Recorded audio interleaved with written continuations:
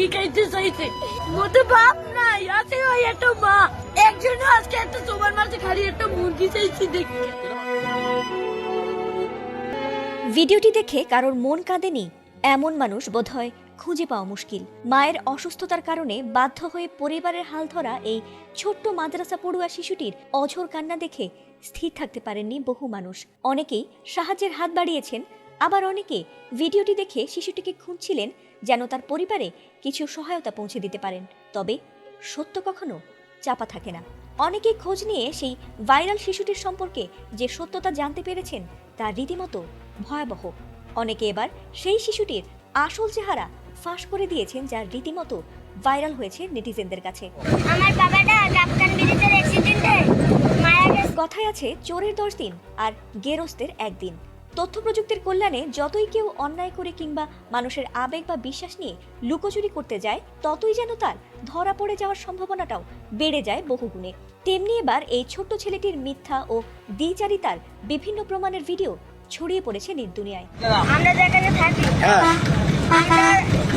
আমাদের বরগুনা মাদার আছে না। ঘটনাটি বরিশালের।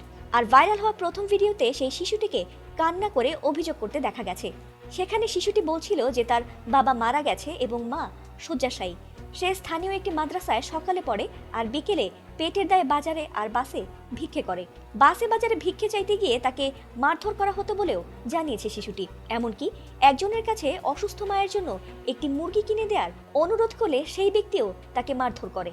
পরে কোনো এক ব্যক্তি তার প্রতি সদয় হয়ে তাকে একটি মুরগিও কিনে দিয়েছেন বলে দেখিয়েছে শিশুটি।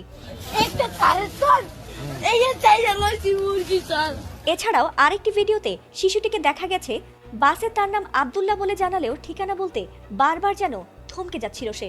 এরপর স্থানীয় অনেকের কাছেই বিষয়টি নিয়ে খটকা লাগলে তারা খোঁজ নিয়ে যা দেখেছেন তা বোধহয় হতবাক করে দেওয়ার মতোই। স্থানীয়দের করা আরেকটি ভিডিওতে ছেলেটিকে দেখা গেছে বেশ উদ্ধত আচরণে।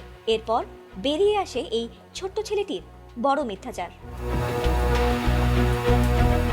জানা গেছে ছেলেটির নাম আব্দুল্লাহ নয় বরং জুনায়েদ এবং তার আসল ঠিকানা বরিশালের পলাশপুরের গগনগলিতে।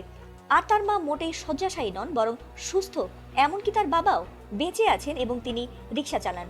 আর ছেলেটি নিয়মিতই মায়ের অসুস্থতার মিথ্যে আবেগকে কাজে লাগিয়ে বরিশালের বিভিন্ন বাজার, মসজিদ ও বাসে কান্না করে অর্থ উপার্জন করে। পথশিশু ফাউন্ডেশনও এক পোস্টে বিষয়টি নিশ্চিত করেছে। আর এমন সত্যতা প্রকাশ হতেই এবার শিশুটির ওপর ক্ষেপেছে বহু মানুষ। তবে অনেকেই শিশুটিকে শাস্তি না দিয়ে সঠিক শিক্ষা দেওয়ার কথাও প্রকাশ করেছেন। আমি মানুষের হাতে পাও ধরে বাসের মধ্যে উঠে পাও ধরে ভিক্ষা